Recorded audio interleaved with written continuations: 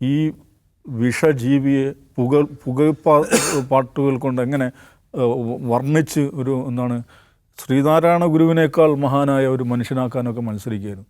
എന്തിനാണിത് ചെയ്യുന്നതെന്ന് വെച്ചാൽ ഞാൻ പറഞ്ഞു 2020 മുതൽ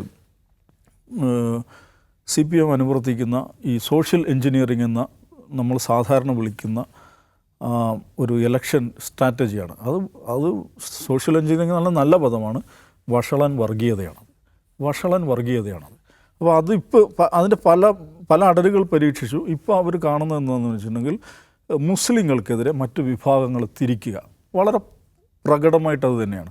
അപ്പോൾ അതിനു വേണ്ടിയിട്ടുള്ള സന്ദേശങ്ങൾ, മെസ്സേജുകൾ സമൂഹത്തിലേക്ക് കൊടുക്കാൻ CPMൻ്റെ സംസ്ഥാന സെക്രട്ടറിക്കോ പിണറായി വിജയനോ നേരിട്ട് ആ സന്ദേശം കൊടുക്കാൻ സാധ്യമല്ല.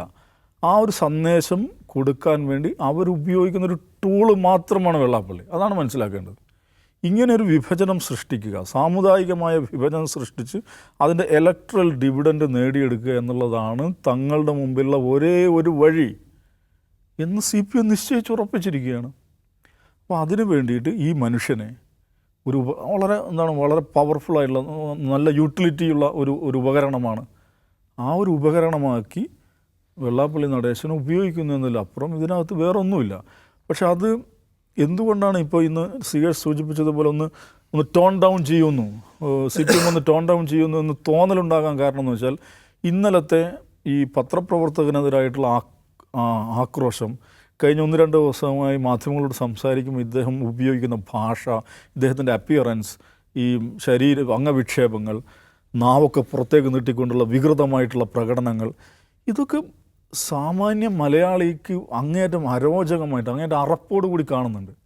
ഇങ്ങനെ അറപ്പുളവാക്കുന്ന വാക്കുകൾ ഉപയോഗിക്കുന്ന ആ നിലയ്ക്ക് സ്വയം പ്രദർശിപ്പിക്കുന്ന ഒരു മനുഷ്യനെ താങ്ങി നടക്കുകയാണ് ഒരു വിപ്ലവ പുരോഗമന പാർട്ടി, അതിൻ്റെ സംസ്ഥാന സെക്രട്ടറിയും മുഖ്യമന്ത്രിയും.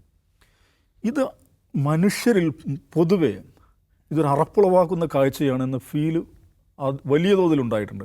അത് നമുക്ക് സാമൂഹ്യ മാധ്യമങ്ങളിൽ കാണാൻ പറ്റും. ഇടതുപക്ഷത്ത് തന്നെ നിൽക്കുന്ന ആളുകൾ ഇതിനെതിരെ സംസാരിച്ചു തുടങ്ങി.